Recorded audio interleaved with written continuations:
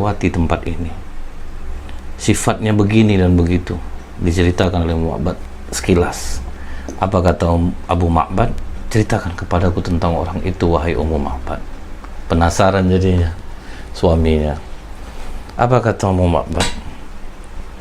Aku melihat dia adalah seorang yang tawadu, rendah hati. Ini sifat Rasulullah yang dilihat oleh Ummu Ma'bad. Kagum beliau karena kerendahan hatinya. Kita kalau melihat orang yang rendah hati, pasti kita akan nyaman bersamanya. Teman-teman kita yang rendah hatinya, ketemu sudah lama tapi masih rendah hati, itu kita kagum melihatnya, nggak ada perubahan. Tapi bandingkan ketika kita ketemu teman lama yang kerjanya tuh tinggi aja, kita tidak akan nyaman bersamanya. Anak saya beginilah, pekerjaan saya ini, usaha saya di sini, di mana-mana. Kadang cenderung meremehkan kawan-kawannya yang belum sukses dirinya.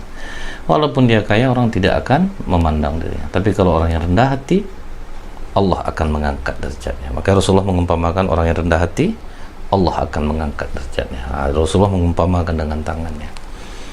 Jadi ini yang harus kita miliki. Jangan suka tinggi-tinggi, rendah hati saja. Jangan suka memamerkan diri kita. Apalagi kata Ummu Ma'bad, wajahnya bersinar berkilauan. Tidak mungkin mengeluarkan kilau, enak memandang wajahnya itu.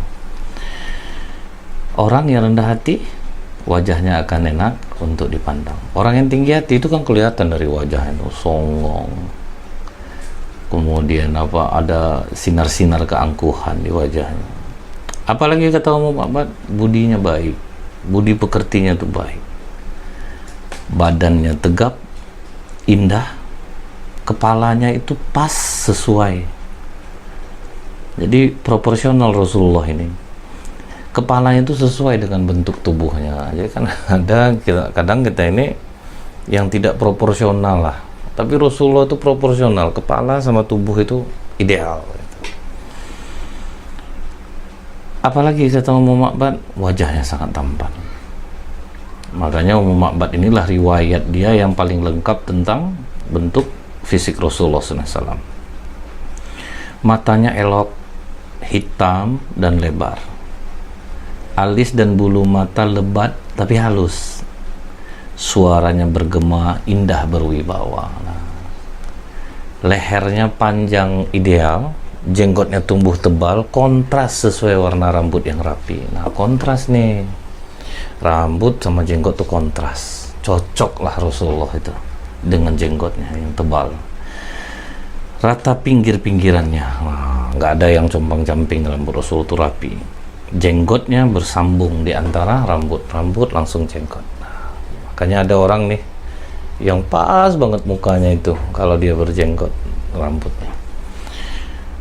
Apalagi kata Ummu Ma'bad, jika dia diam tampak kewibawaannya, jika ia berbicara nampak kehebatannya. Ini sulit loh kombinasinya nih, diam wibawa, ngomong hebat. Kalau kita kadang lihat orang dia bagus kok diam aja lagi, kalau diam kok bagus nampak, kalau bicara berserak jadinya. Jadi sulit nih kombinasi yang seperti ini, diam wibawa, kalau ngomong kelihatan kehebatannya. Jika dilihat dari kejauhan, orang yang paling bagus, paling mudah nandainya. Maksudnya tuh diantara orang tuh nandain fisiknya itu lebih mudah, tampak dari jauh, bagus dan berwibawa. Jika dilihat dari dekat, dia tampan, bicaranya gamblang, jelas, tidak banyak dan tidak pula sedikit. Nada bicaranya seperti untaian mutiara yang berguguran. Jadi dari mulut Rasulullah itu yang keluar itu kebaikan aja, penuh hikmah yang keluar dari mulutnya. Apabila kita bisa seperti ini, ya Allah, luar biasanya kita ngomong tuh yang baik-baik aja. Nah ini sulit nih, kadang bisa baik, kadang nggak, banyak enggaknya sebetulnya daripada baiknya. Apalagi dilanjutkan oleh Ummu Ma'bad, beliau ini berperawakan sedang, tidak tinggi dan tidak pula pendek. Ya Allah, ideal sekali Rasulullah, tidak tinggi tidak pendek. Ia bagaikan sebuah dahan di antara dua dahan. Enak dilihat. Di antara ketiga kawannya, penampilannya paling bagus, kedudukannya paling tinggi. Tahu kedudukannya paling tinggi dari mana? Teman-temannya selalu mengelilinginya. Jika ia berbicara, maka yang lain pun langsung mendengarkannya. Jika ia memerintah, maka mereka segera melaksanakannya. Ia adalah orang yang ditaati Abu Ma'bad.